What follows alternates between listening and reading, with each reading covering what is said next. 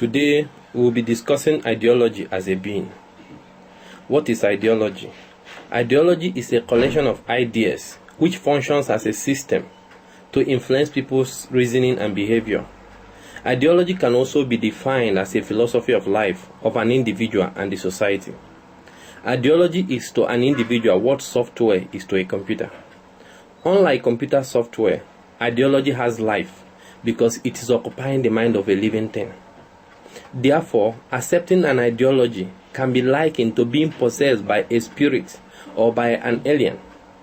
Ideology has life, so it tries to create its own ecosystem that's ideal for its survival and propagation. Ideology is contagious and can be spread from one individual to another. As an ideology connects from one individual to another, it becomes more powerful and starts to operate like a server. The power of an ideology in a society is dependent on the individual capacity and the collective capacity of the individuals it influences. The ideology also uses its hosts to create a healthy atmosphere for its survival in the society. It uses the individual to fight other ideologies. When the ideology is challenged, the individual defends the ideology and can go as far as dying or sacrificing others to protect the ideology.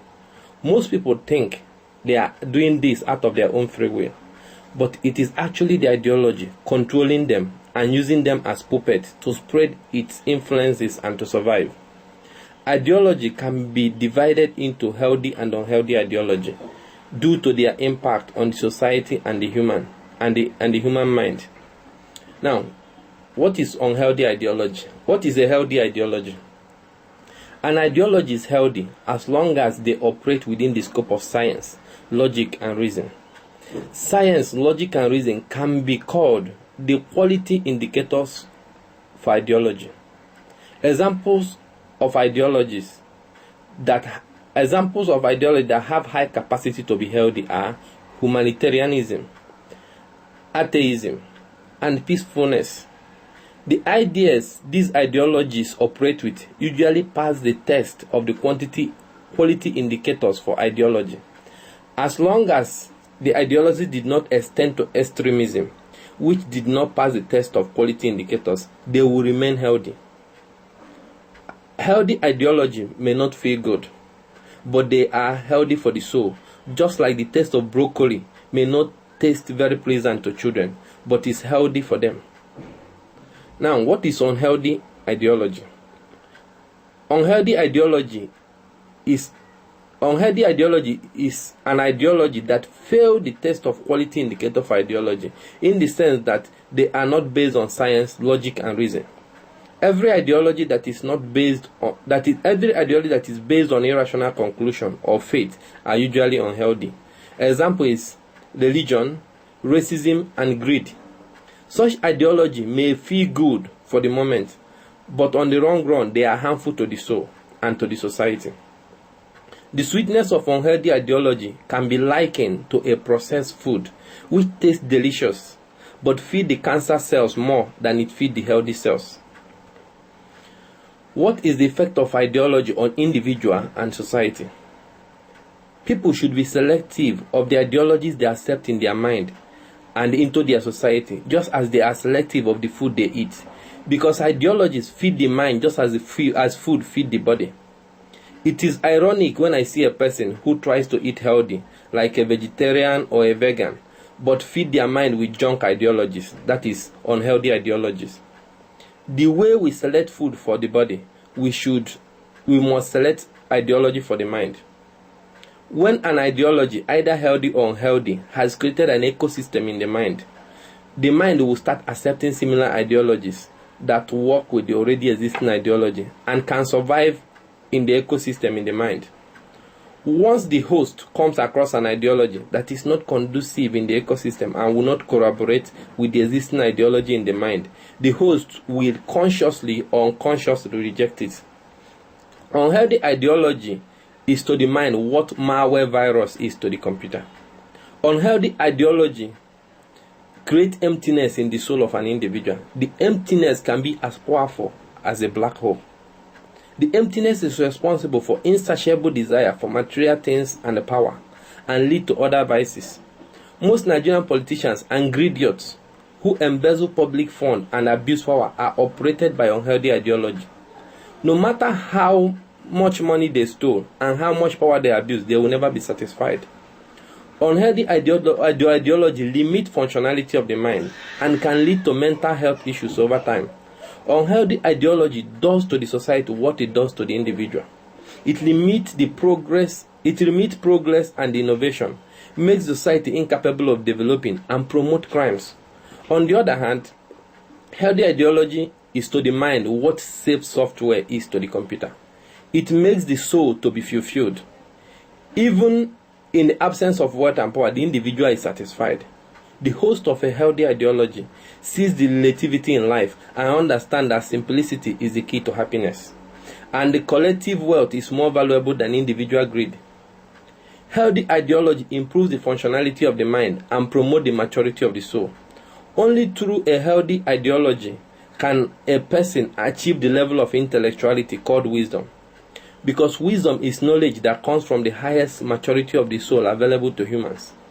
Healthy ideology does to the society what it does to the individual. It promotes progress, innovation, and makes the society safe for everyone. How to know if the ideology that operates you is healthy or unhealthy for you and the society? 1. Ask yourself if you would dislike it if the ideology is made sacred, that is beyond questioning. 2. Ask yourself if you would accept an objective criticism against the ideology. 3.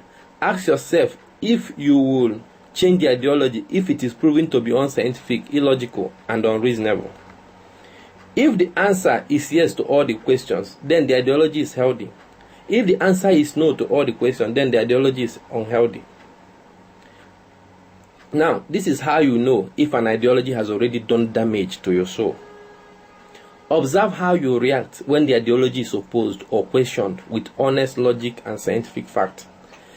If you enjoy debating your ideas with clean logic and fact, and ready to change your mind when proven wrong, then the ideology may not be harmful, or may be harmful, but has not yet done any damage to you. If you become violent when the ideology is opposed with honest logic and clean facts, then the ideology is harmful and has done damages to you.